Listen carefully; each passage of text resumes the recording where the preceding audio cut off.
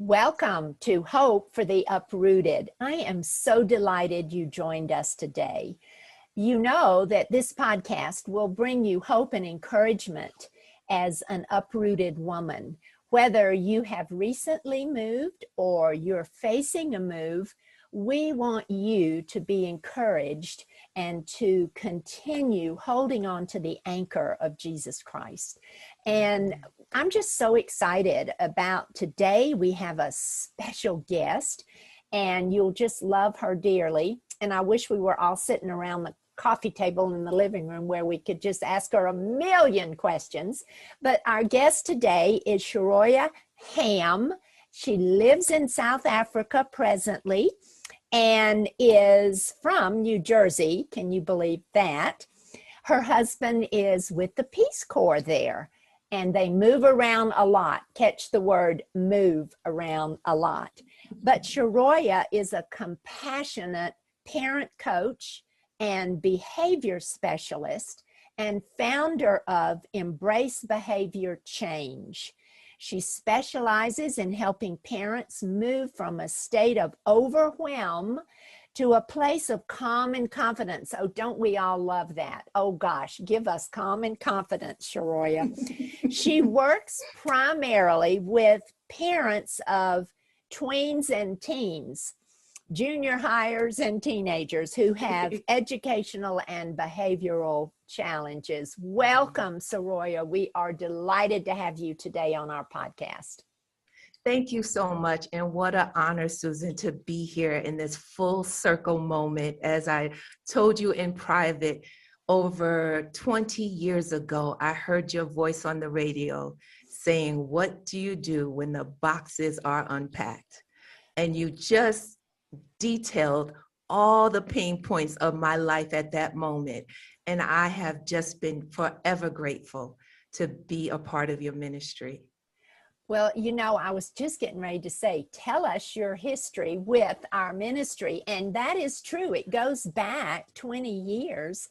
And we have been in touch throughout the years in some way or another. And I know that we have prayed for you and your family on many occasions, and you have kept in touch with us. And of course, I always say, you know, when you are a part of our ministry family through prayer or being in one of our studies or we meet each other at a conference, you are family. And so I immediately thought of you, and you come so highly recommended as a podcast guest. And I thought, I know her. I'm going to have her on my podcast. But that was amazing how that even came about. Yes. Yeah, I know. So I am just blessed indeed. And I know that with 25 years of experience working with at-risk students and their families and having 3 sons, oh my gosh, are you ever qualified, girlfriend? You know, you can help us all, whether we're young parents with little ones, whether we're going through the teen years, whether we have college students, whether we're grandmothers, stepmothers, whatever, with children involved in our lives and so much a part of our lives in the family unit. Your skill set will be invaluable to us. So, gosh, I'm just ready to jump in, and I want to make sure that I cover key points. And of course, we're focused on moving and being uprooted, which is, you know, a transition. With transition comes change. With change comes grief many times. And so it's kind of a domino effect. And I've always said that kids don't have the same coping skills as parents, because parents will come to me and say, well, I just don't understand why he's not adjusting to this move. And, you know, we have trouble adjusting to moving or being uprooted. And I can only imagine, you know, and have lived through traumatic times with my own children in moving. So we know that moving is especially hard on children and teens. So share some of the issues with us, Sharoya, that they face. You know, Susan, you just nailed it you hit the nail on the head by saying that we all experience these sometimes smooth moves and then also very stressful, full of anxiety. And so what I want to talk about is behavior in general and how it affects us, not just the children, the teens, but us as adults as well. I am a behavior specialist, and what I want to say first to all parents is that all behavior is communication. Our behavior is communication, and your children's behavior is communication. So right now, what we want to focus on is what is that behavior saying?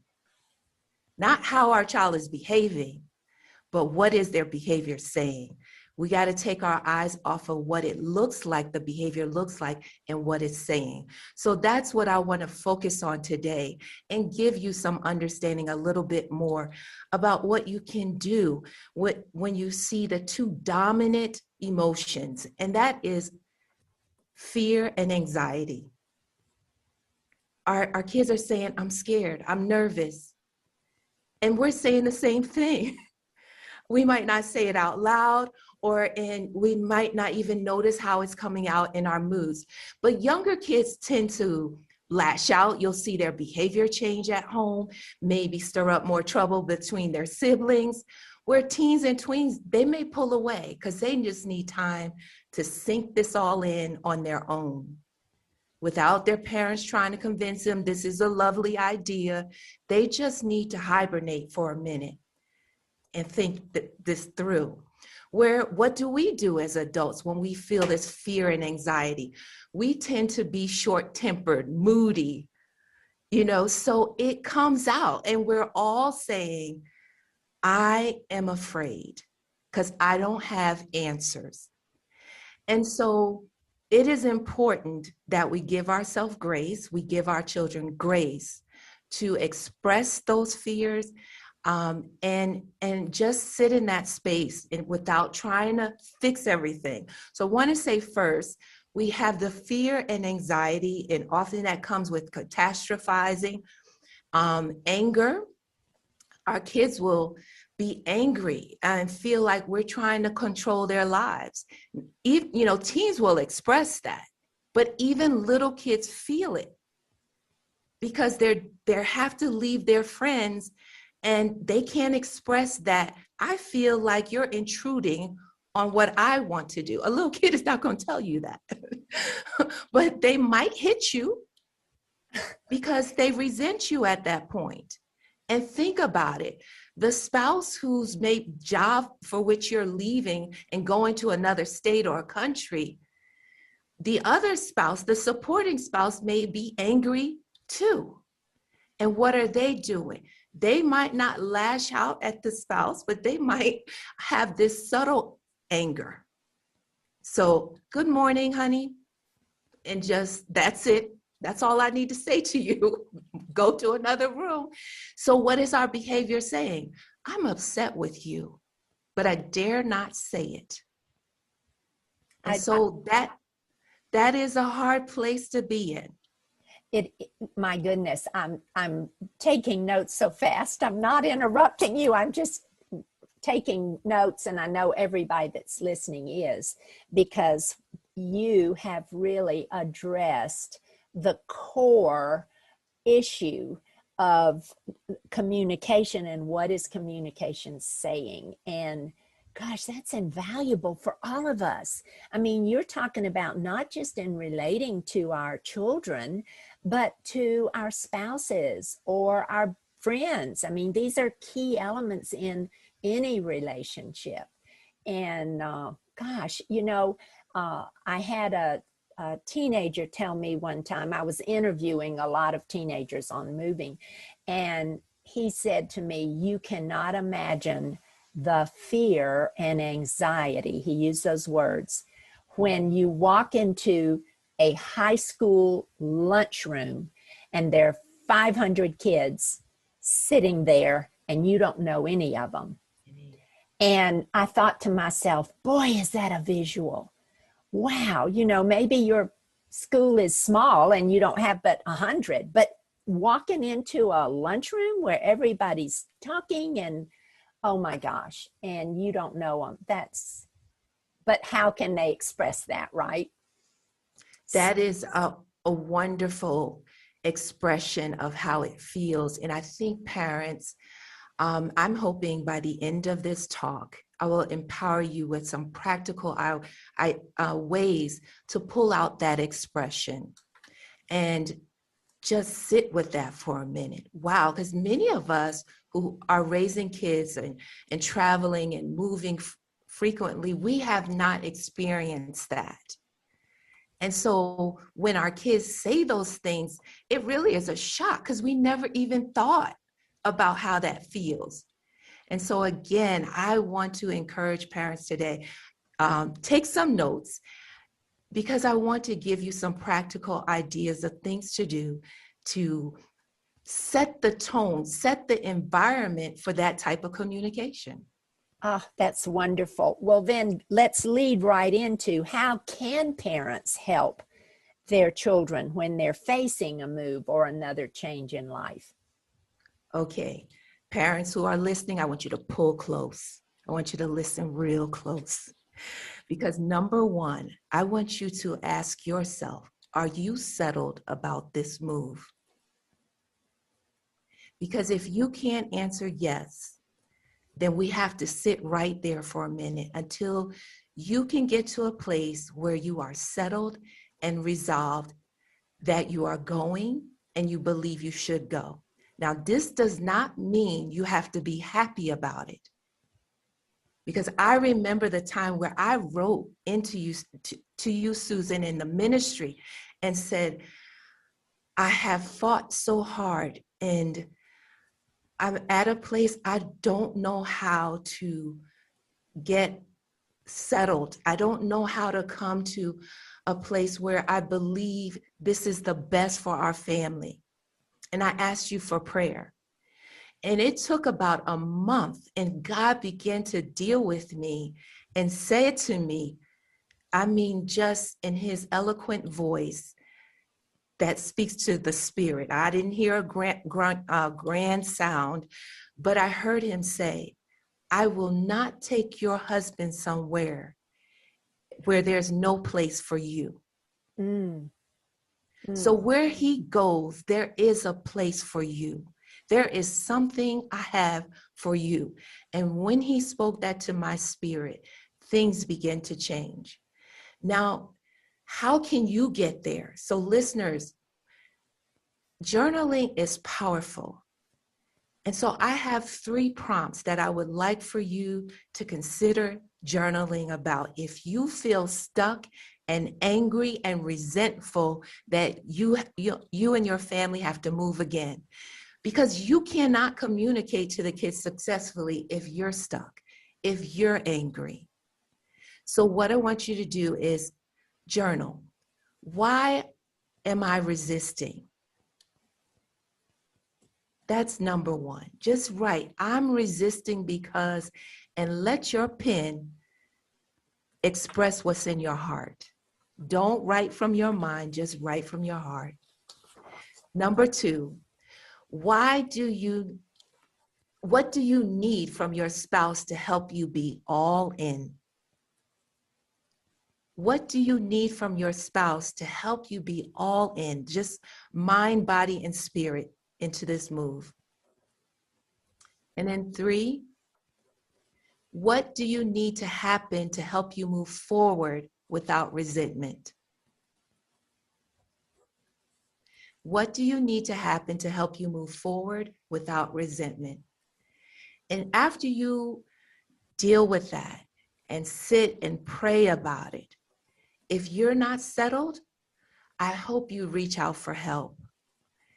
Talk to a friend, a pastor, a parent coach, whatever you need, a psychologist, a talk therapist, whatever you need to get to that place where you can say, I will go, and I will go with a heart that this is what's best for our family.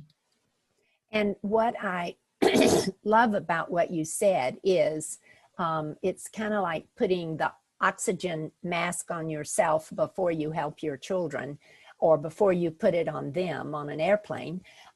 You've got to be at peace and settled, not necessarily, like you said, happy, but in order to help your children, you've got to have a little sense of being settled.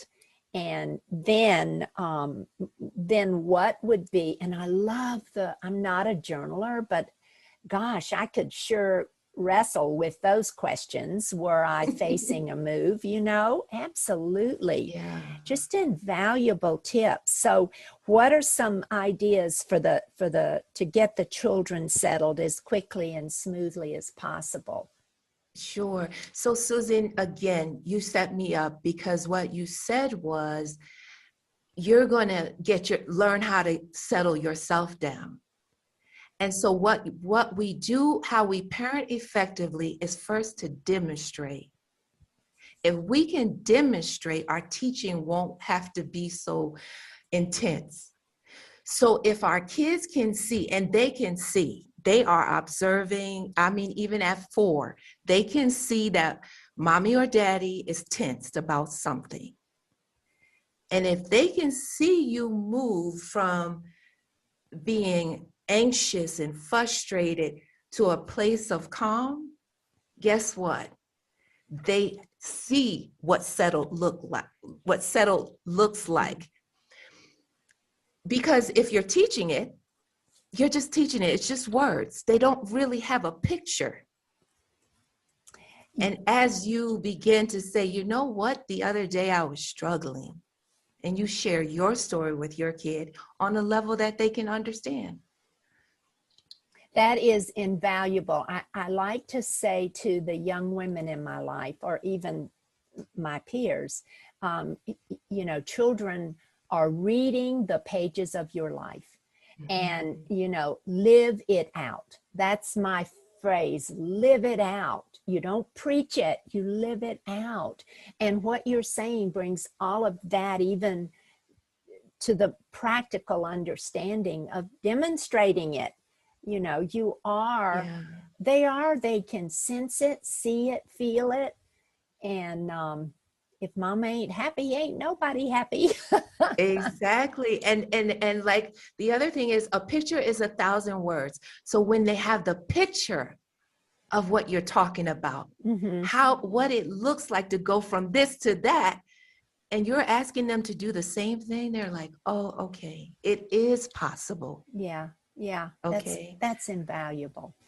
So the second thing I want to say, after you get yourself settled, it is to turn your house into a place of comfort by erasing fear. Now, when we're trying to teach something, we always try to use acronyms. So here I want to use the word fear as an acronym. Because the way to erase anxiety and fear is to rearrange your thoughts. So I want to take that word fear, and when you have fear, I want you to think about this acronym, because there are 4 steps. And here's the key. F is for fun. Fun can erase fear. Empathy can erase fear. Assurance can erase fear. And resolve can erase fear. A resolute response can erase fear. So what am I talking about? Fun. Turn your house into a place where your kids hear you say yes more. You're like, well, maybe my kids are acting out, because I work with children with behavioral and educational challenges. And so a lot of times parents are like, what? No, you can't you have to do this before you do that. And so they hear the no, but here's what you do. You lead with the yes. You say, yes, I would love for you to do that. In fact, you can do it at such and such a time, or you can say, you can do it when you finish this. But you're leading with the yes. And If it's something like they want to go see a friend, I want parents to consider saying, yes, you can do that, and I would love for you to. You should want your kids to enjoy themselves. So, and they need to know that you're not just trying to be mean. Because here's the thing, back to that anger. It feels like you're trying to control their lives. So if you can add yes more to your way of behaving and engaging your kid, they will see that you're not trying to control them. So if they ask you, can they spend some time on the screens? Sure. When you complete this, you can do that. If they ask you, to play outside, sure, for 25 minutes. And then I want you to set a timer for 25 minutes. If they have a watch or they have a cell phone, set it so that you know it's over and you can come in and set up the table. So give them specific things to do, but leave with that yes. I love it. And the empathy and assurance and resolve, touch on that. Sure. So the empathy, you're going to say your child, as you're asking how they're feeling, and I have a activity to do that. You're going to, when they reply back to you, or they even say something in anger, you're going to say, thanks for sharing. I didn't know you felt that way. Wow. When I was your age, I couldn't express myself the way you did. Here's another one. What you said makes total sense. Give your child space to digest your empathy. So just say those things and sit right there. Don't say anything else. They don't often need for you to fix it. So they might walk away or lean in for a hug and then walk away. But if they say something else, then you respond. But just get quiet after you say 1 or 2 lines of empathy. And then assurance. After they say what they say, you just let them know, I've heard you. And you know what? I want to discuss this at the dinner table. Maybe we all can work together and come up with something practical. You let them know, I'm here for you. If you feel like this again, just come. I'll sit and listen. If you want me to say something, just let me know. So, and I let them know it's okay to feel that way. Don't always try to convince them to see the upside. No, it's okay. It's okay to feel that way. But you also, the last one is a resolute response. You want to give them, this will work out. You want to assure your kids, this will work out. Why? Because life always does. It works out 1 or 2 ways, a blessing or a lesson, which turns out to be a blessing. But they don't need to know that. Just get them in the mindset of life is going to work out. It's going to give you a blessing or a lesson. And so each way you're going to gain something.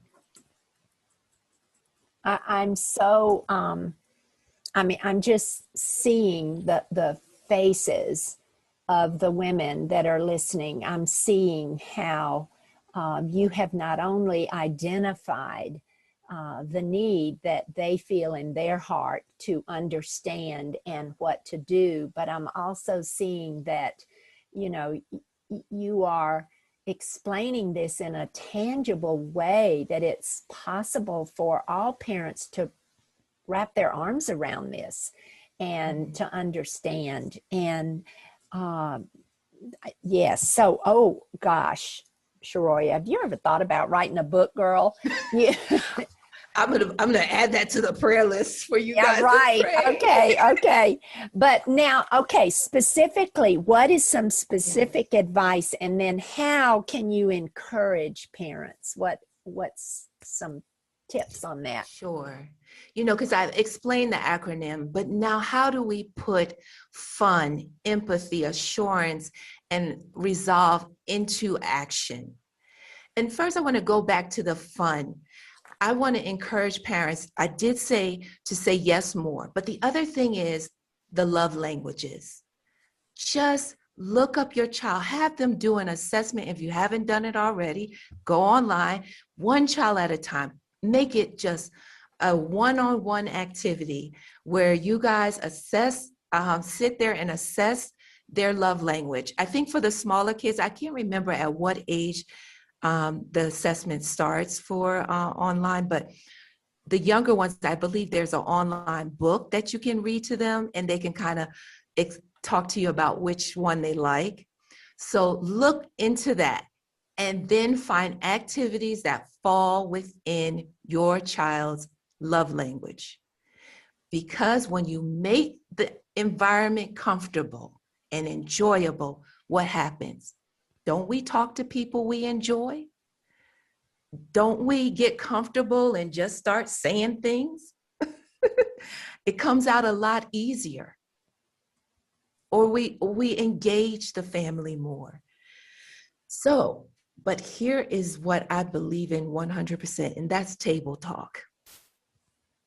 If you're not eating dinner or breakfast together, I want to encourage you families to designate at least once or twice a week to have table talk and make it fun. Let people earn points for their responses. If they respond, then they earn points. Just put a jar on the table and put the points inside. Each person have a cup and make it fun. The first thing I would like for people to, I will send you a list. In fact, what we can do is people can send me an email and I can send them a cheat sheet, a smooth move checklist of things that I've said today. But to interrupt you, Sharoya, we will have, at the end of this podcast, we will have your contact information. Okay. And how women can email you or go on your website. But go ahead. Okay, yeah, that'd be perfect. I would like for you guys to email me if you want the smooth move checklist, and these questions will be on, so you don't have to write them. Just one question per meal. And remember, don't saturate. Don't do every day. Kids get bored with that. Once or twice a week. So the first question is, why are we moving? Everybody around the table will express why the family is moving. Because there you're going to get the true sentiments. The obvious might be that mom's job is taking us there, but your kids, especially your teen, might say it a whole nother way. Yeah. Because you want to ruin our lives. Yeah. They'll be honest about it. Be prepared, yes. Right? Yes. And rule is, thank you for sharing. Remember that empathy? Thank you for sharing. You're not going to try to fix it at the dinner table. Great. If there's anything else you'd like to say, if you want to explain that more, that's appropriate. But no, well, think of it this way. None of that. No okay? justifying. No justifying. No justifying. All right. So then the next day you can say, tomorrow, come back to the table with one thing you learned about our new location. You bring back anything, but it has to be something you didn't know. So they can find out if Cinnabon is in the state that they're going to, or Chick-fil-A. There you go. Whatever they come back with, because that is going to give you some indication of what their interest is. Exactly. All right. And so once you get an idea of what their interest is, that's your job to seek more information and saturate the environment with talk about those kind of things your kids are interested in. All right. Another one, a prompt would be, when we get there, You'll say to everybody has to do these prompts or questions. When we get there, it would be awesome if. So everybody would and finish that prompt. And then here's another one. What type of friend or coworker would you like to meet? Tell us at least 3 attributes. Okay. Then you say, another day, I'm most concerned. That's a prompt. You'll have everybody finish that prompt. I'm most concerned. Okay. And so on the sheet, there are many more prompts and questions but that table talk is so important. And you not only have suggested table talk, but you've given the right lead-in questions or statements to make that will encourage not only feelings, but action and participation. And that's huge, huge. Well, wrap us up, Sharoya, with encouragement. Always, I love to end our show encouraging the women all the more. I want moms to understand, acknowledge your disappointment, acknowledge your pain, acknowledge your anger. And the best way to do that healthy is to journal or find a friend who can understand, but who won't allow you to wallow. Yeah, absolutely. Yeah, there is time to feel. And what I want you to do after you acknowledge that emotion, turn it into kindness. So here's how kindness sounds. I'm going to sit on the couch and sulk for 30 minutes. Or I'm going to sit and sulk and watch TV, Netflix for 2 days. You decide how long it's going to be.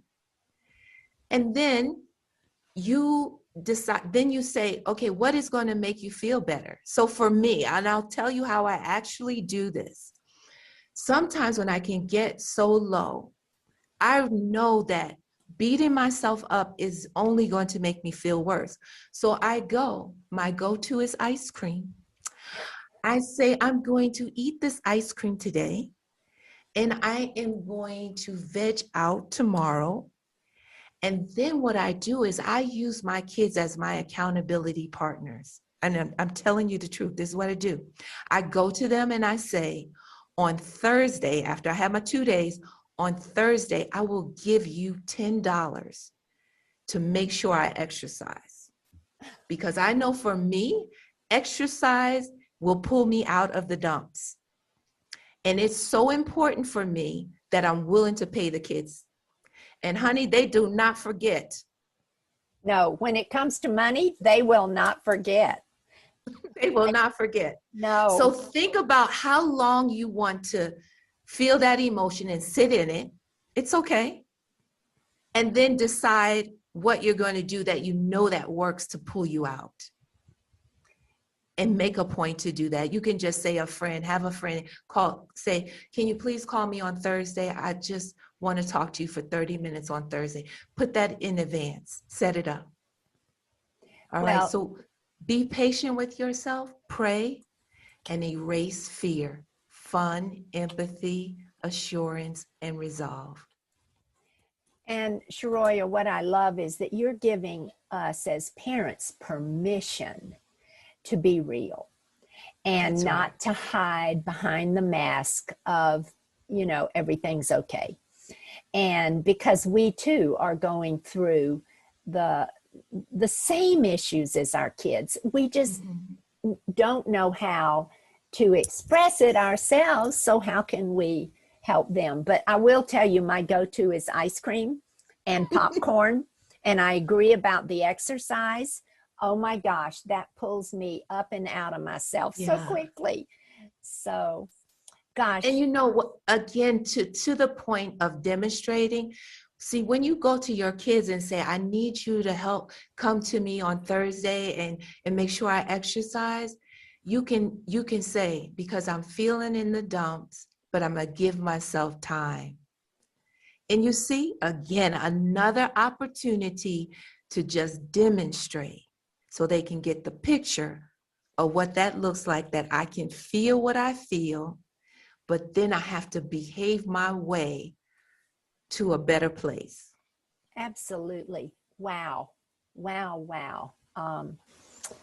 I'm taking some of this straight to heart, and you've really been practical and given lots of practical tips, but realistic perspective on moving with kids and how we can best do that. And that's what we all want, is to help them and for everyone in the family to resume a normalcy of some kind, whatever that might look like.